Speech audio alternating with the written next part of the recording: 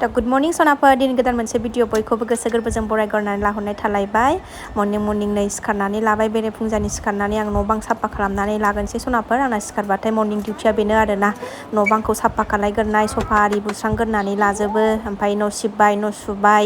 दुगैबाय फुजा होबाय फिसाजोनि ब्रेकफास्ट बानायबाय स्कुलाव थांबाय आंना बेनोसै आरोना फुङाव सिखारबाथायथ' आङो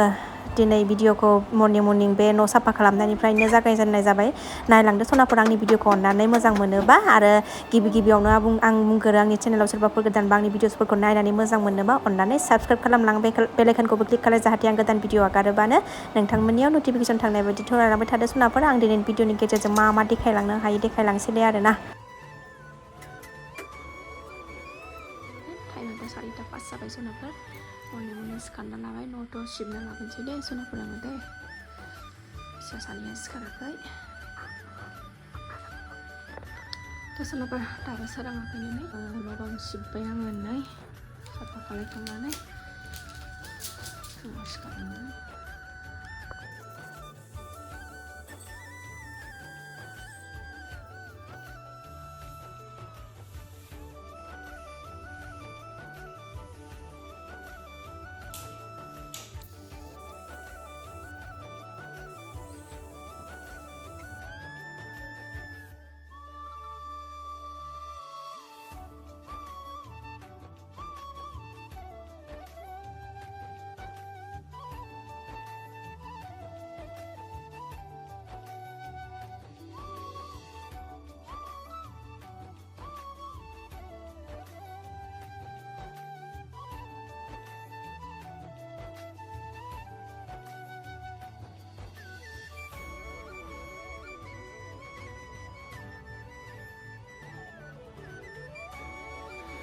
दासो गुरब्ला नुजाफैलायबाय सनाफोर खामानि जोबस्रांजोबनानै लाबाय न'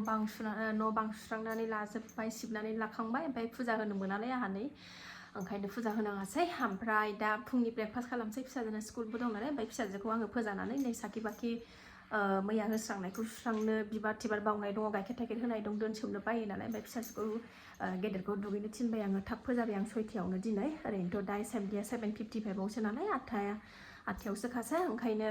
दा एसे सुस्रांनानै गालांथोंसै ओमफ्राय बेलासियाव होथोंसै आरोना साखिखौ फुङावथ' हास्लाबनाय नंला बे होनो आरो गोबावबो नांगौना साजायनाय मानाय ओरैनो होब्रबनायजोंल' जायाबो नालाय बिबार थिबार साजायनांगौ मानांगौ दङ गोबाव लायो जोंना आरो मोनबा होनांगौ नालाय फुजा होनांगौआबो ओंखायनो हास्लाबनाय नङा ओंखायनो सुस्रांनानै गालांथोंसै ओमफ्राय आङो फुंनि ब्रेकफास्ट जानो थाखाय रेडि खालामसै आरोना सनाफोर ओमफ्राय उन्दैया सिखाराखै दाबो उन्दुगासिनो दङ नै उन्दुफैफिनबावबाय बेहाय उन्दुखांबाय आरो बैहाय उन्दुहैफिनलायबाय नै सासेया आं ब्रेकफास्ट खालामना लागोनसै सनाफोराव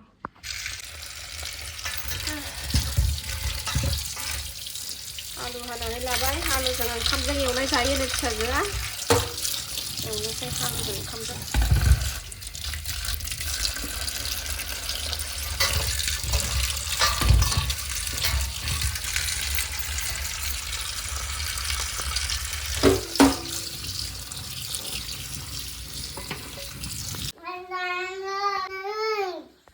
हेबज्राङा सिखारनानै हेबगासिनो दंलाय नै बिमाजों जालायबाय बेरे फुंजानि थांहोबाय नै हेबज्रां दानो सिखारनांगौ खामानि मावनो रोङा दामानि रोङा दालिमबो लाङो नै फिसाजो दालिम जिरनानै हरसै गार जेबो गैया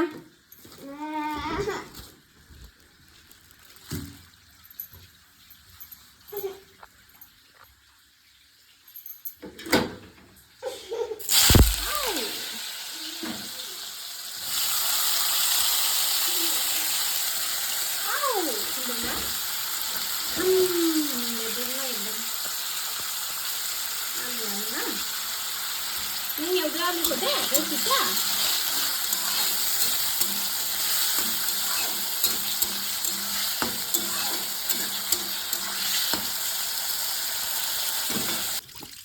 फिसाजोआ सुगासिनो दं नै मन्दिरनि बासन न'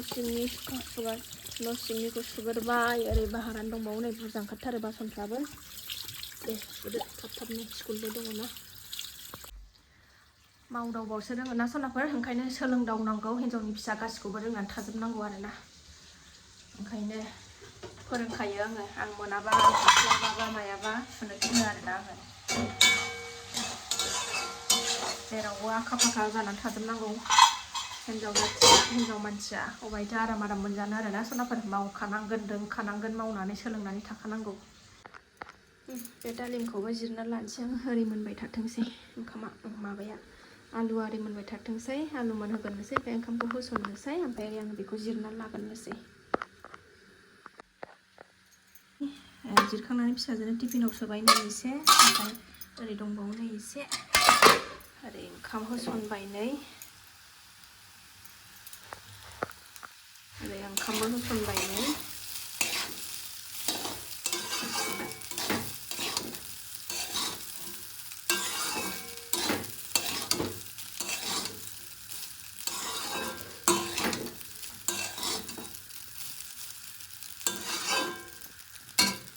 दा सनाफार स्कुलाव थांनो ओंखारबाय जोङो नै रेडि जाखांबाय हां थोनो मोनलायलायथारबाय थ' थांनोसै सनाफार रेडि जाबाय स्कुलाव थांनो टाइमाबो जाबाय नालाय थांगोन ना फैनोसै दोनना फैगोनसै र' सनाफार थांगासिनो नै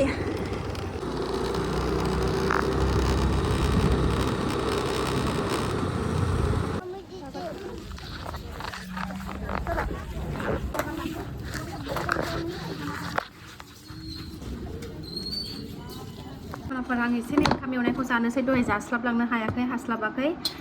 मा होनोमोनलाय हरलिक्सल' एसे लोंनानै थांदां हरलिक्स ओमफ्राय नै दासो जानोसै दोननानै फैबाय फिसाजोखौ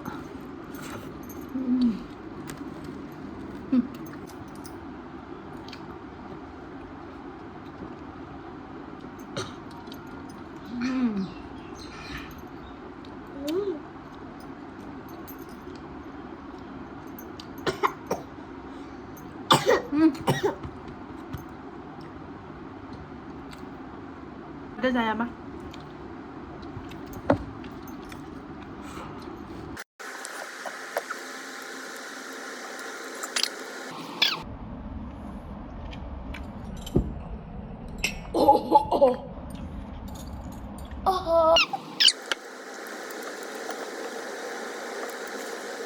ओंखाम एवनायखौ जाखांबाय सनाफार ओमफ्राय नै दालिम दहाय जिरनाया बेबो दङ नालाय बेखौबो जाना लानोसै आरोना